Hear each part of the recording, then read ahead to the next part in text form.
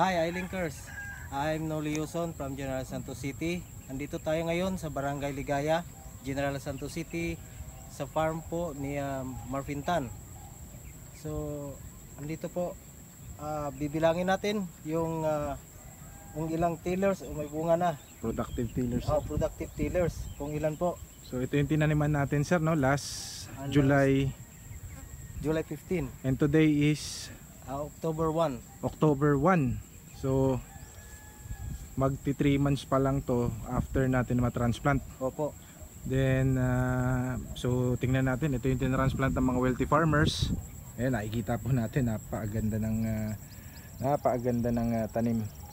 Then mamaya titingnan naman natin yung sabog tanim, ayun yung sa kabila. Pero before that, bilangin natin kung ilan yung productive tillers niya.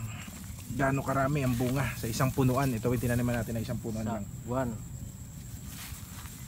2 3 4 5 6 7 8 9 10 11 12 13 14 15 16 17 18 19 20 21 22 23 24 25 26 27 28 29 30 31 32 33 34 35 36 37 38 39 40 41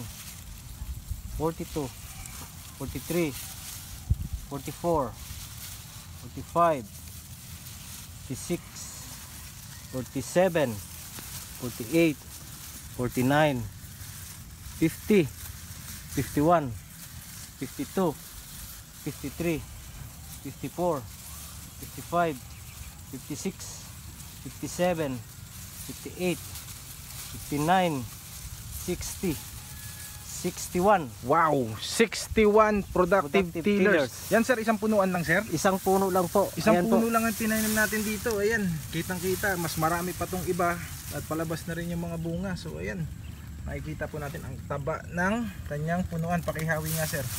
Ayan, sobrang taba ng mga punuan niya. At nag-produce siya ng 60 productive tillers. Anong variety ito sir? 61? RC 300 po. RC 300, inbreed po ito. Yes po. Ang capacity lang talaga ng variety na to nasa 12 to 15 productive tillers. Pero using Insta Organic Farm Enhanced Microbial Inoculant, umabot po siya ng 61 po. 61. Ayan, productive tillers. Productive tillers. Ayan po, nakita nyo, uniform po talaga siya. Ang gaganda ng tubo. Ayan. Ayan, napakaganda. Ang naging challenge pa rin po ng palayan na to is tubig. Tubig po. So hindi siya totaling natubigan ng proper, gawa ng yung scheduling ng tubig po. Hindi nagiging tama sir. Oh. So dumami rin yung damo. Kaya kung titingnan nyo, may mga damo pa sa area. Although pinalinis na natin itong damo. Kumuha po tayo ng isa bilang sample po natin. Yan po. Tingnan natin. Tingnan mo nga sir kung may laman lahat. Simula dulo. Buksan mo nga yung isa sir. Yung dulo. Buksan natin isa-isa. Ay, may laman sir. May laman pa rin sir. Oh. Sige sir, lahat. Dahil sa dulo. Tingnan natin. Kung nagtatahop. Ito, meron pa rin. Naiipa. Ayan, buong buo pa rin sir. Ayan. Buo. So, lahat may laman sir. May laman. Ayan, tigas oh. Tigas. Lahat may laman. Tingnan sir, alugin mo nga.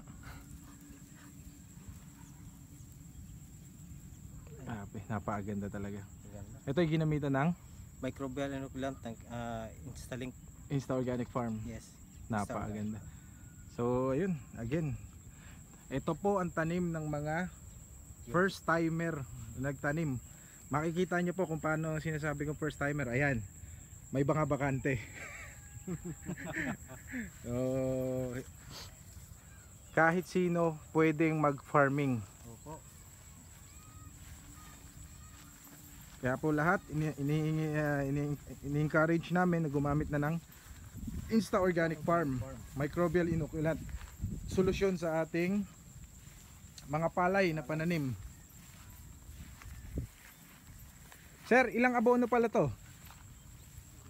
Ito more than 2.75 hectares, nasa siyam lang po.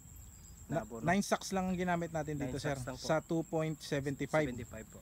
hectares. Wow, sobrang tipid. Ilang box ng microbial inoculant ang ginamit natin dito, sir? Bali, kung alam po, Mga 9 din. 6 lang po. 6. 6. Total of 6 6 po. doon sa vegetative stage, tapos 2 Dalawa po. sa land preparation. Preparation. So total of 8. 8. Oh, 8. 8 po, 8. 8. Wow, grabe, sobrang tipid. 9 na sako ng abono lang ang ginamit natin dito. Pero tingnan nyo naman ang kinalabasan. Napakaganda. Ayan, oh. Napaka-healthy.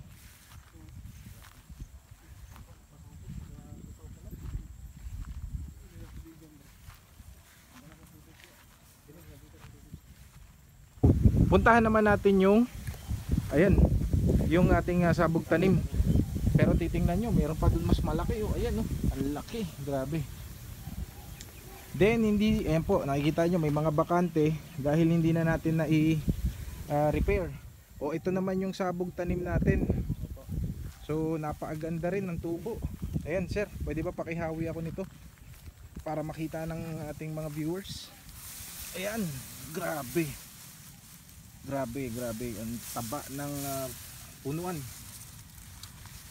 So ito, sabog tanim ito. Pero tingnan nyo po, gaano katataba, gaano ka healthy, at gaano kaganda ang bunga. Ayan, napakadami niya rin bunga. So ayan, lahat yan sabog tanim. Ang isa pa na napapansin dito hindi dumadapa totally. Napakatibay ng kanyang punuan.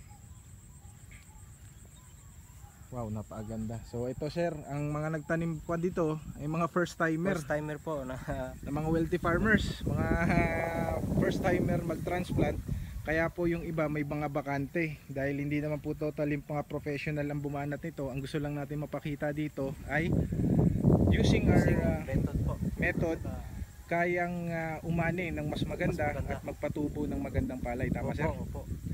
So ayun, puntahan pa natin doon sa unahan para makita natin.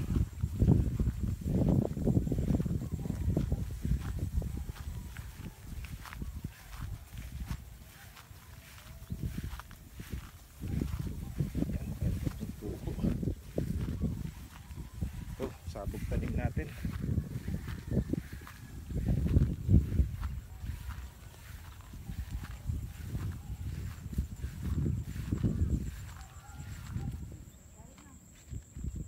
So ito yung kapitbahay sir, pakita natin yung kapitbahay no. Ito yung atin, within sa organic farm. Then ito naman yung sa kapitbahay. Ayun, pinagsakan ng UFO. Dapang dapa. Ayun pa sa kabila. Pero sa atin wala ka makikitang dadapa kahit dun sa sabog tanim natin. Ganong katibay pag ginamitan ng Insta Organic Farm.